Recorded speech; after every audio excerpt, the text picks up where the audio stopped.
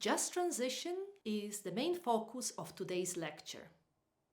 And specifically, we're going to talk about lessons learned from the coal regions in transition. So here you can see the outline of the lecture.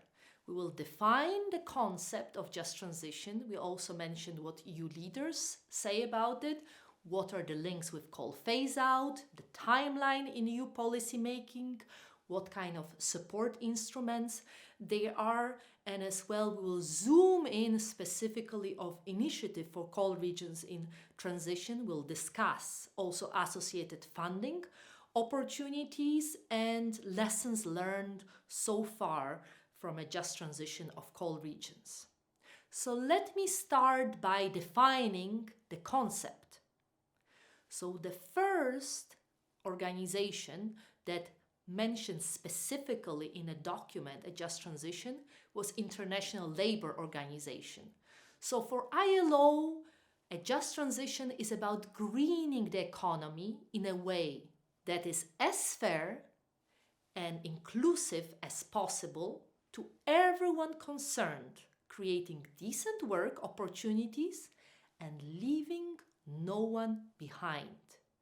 And especially this leitmotif, leave no one behind, we can see across the EU documents, and it's also the leitmotif of the EU Green Deal.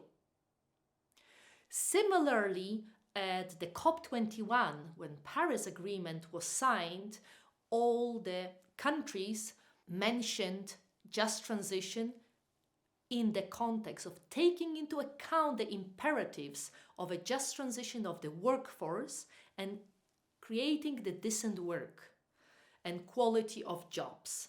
So here we can see that the just transition is the socio-economic dimension of the transition towards climate neutrality, which is set on the three pillars: social equity, so the justice, clean energy transition, and also economic prosperity, so creating jobs and growth.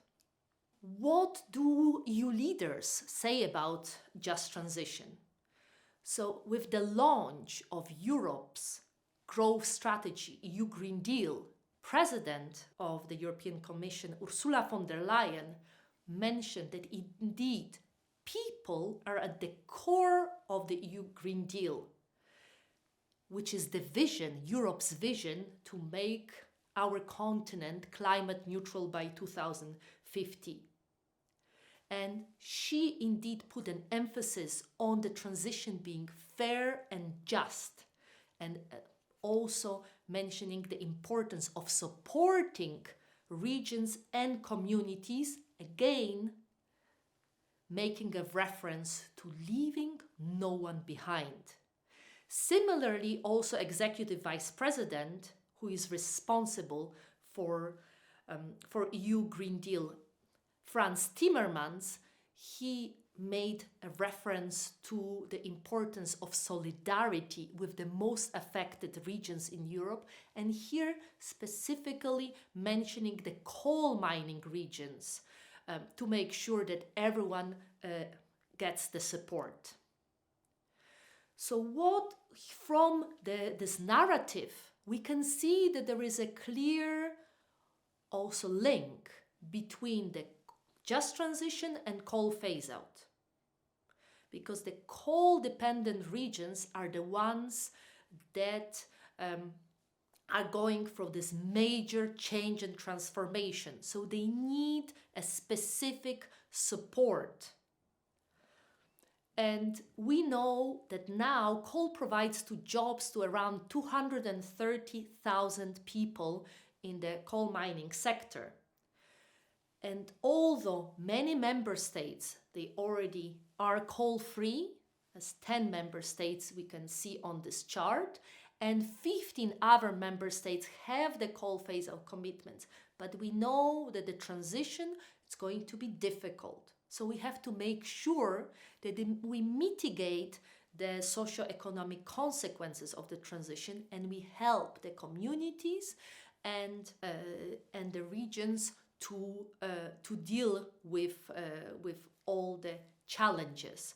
So far, what is really important that even since the war in Ukraine and even since the crisis with energy security of supply, none of the member states withdrew the official commitment to phase out coal.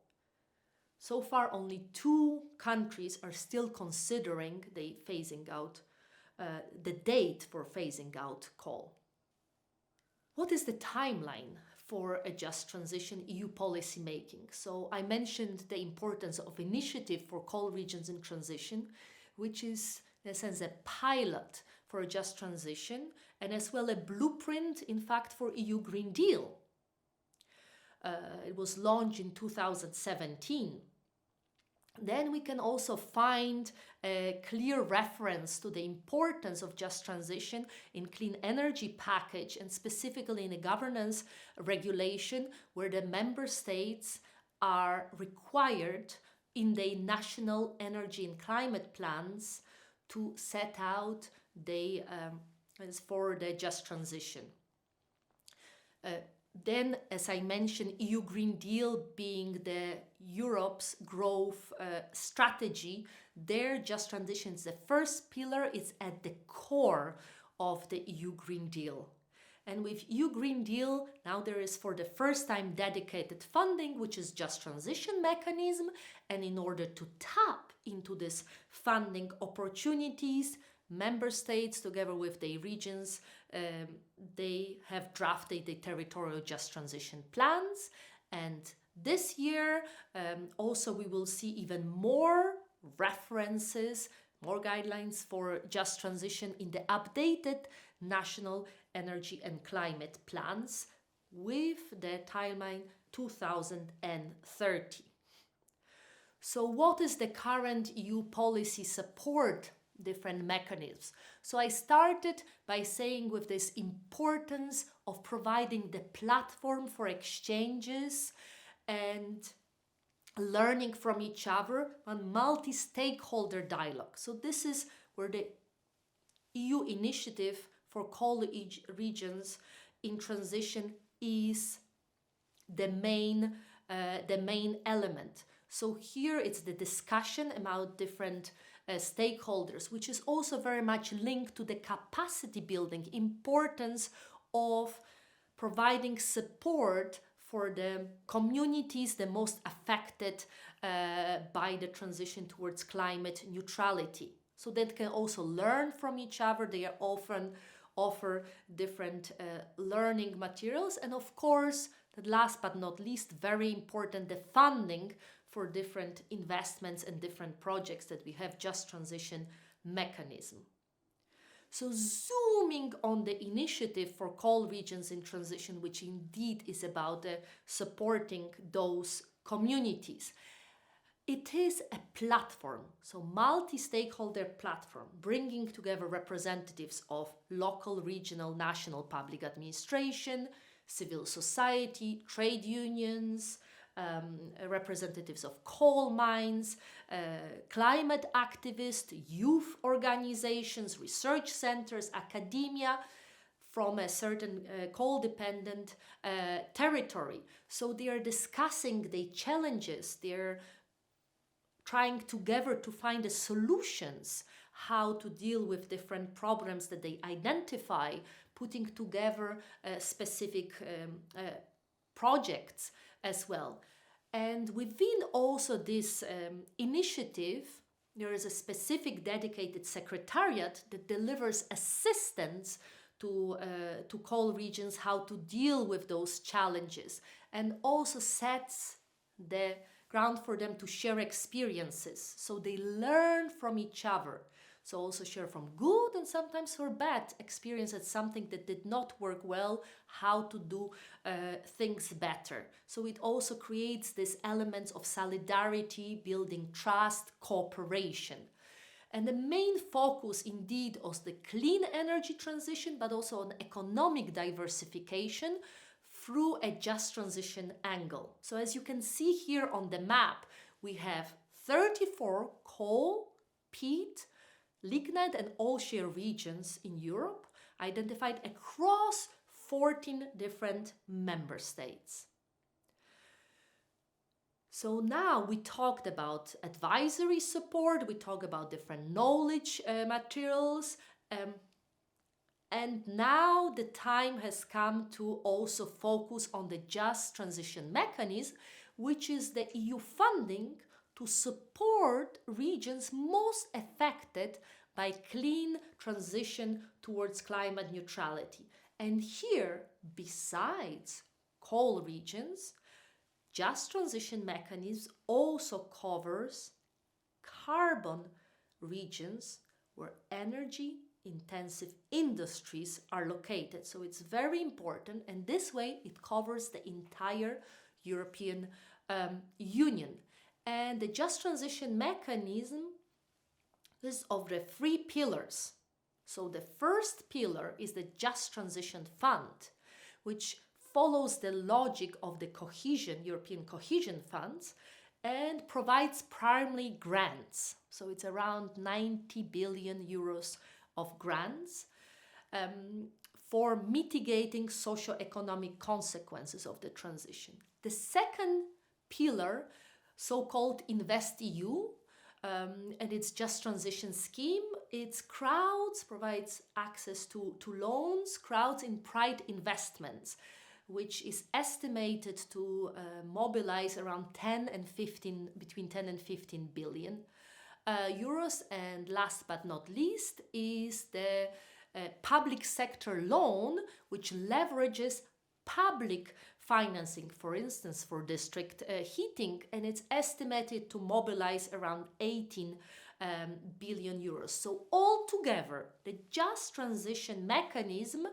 is estimated to mobilize around 55 billion euros across the EU for coal and carbon regions. In order to tap into all these funding opportunities, so both grants and loans, member states together with the regions are last year put forward territorial just transition plans, which are in fact the strategies how to mitigate the socio-economic consequences of the transition and how to reach climate neutrality with a clear timeline on a specific territory by 2030. So first, they highlight what is the transition process at the national level, then they focus on the evidence of the impact, so socio-economic and also environmental impact at the level of the territory of NUTS 3 that you can see here at the map, all those regions which are included. And also in those plans we can see different proposed investments that contribute to alleviate this impact. So we can see the elements related to economic diversification, reskilling, upskilling of the workers, and also addressing specific social inequalities in the regions. There are also some proposed investment in renewable energy, sustainable local mobility, land repurposing, and they need to follow the 3 main principles. So do no significant harm, also polluter pays principle, and partnership principle involving the wide community in a given region. They also have to demonstrate complementarity of public and private funding. So here, let me now summarize this lecture by providing you lessons learned from a just transition of coal regions. Of course, those are the lessons learned so far. So the first very important aspect is advocacy. So engagement of different stakeholders, so mobilization, also ownership of the process, communicating the importance of the transition, phasing out coal and phasing in renewables, and the whole transition towards climate neutrality. So the buy-in of the process. The second important lesson is the diversity. So the diversity of different voices around the table in the platform of talking with each other, exchanging their opinions and finding the solution. But also diversity understood as an economic diversification. So also creating job opportunities and new sectors. The third lesson is about having a tailor-made approach. So there is no one size fits all. That's why this territorial dimension is so important. So what happens in a given community where coal mines, coal power plants, and also energy intensive industries are located? Related to that is, of course, the governance, the ownership. So who is going to carry out this process? Who is responsible for what, to make sure that that all elements are being put in place?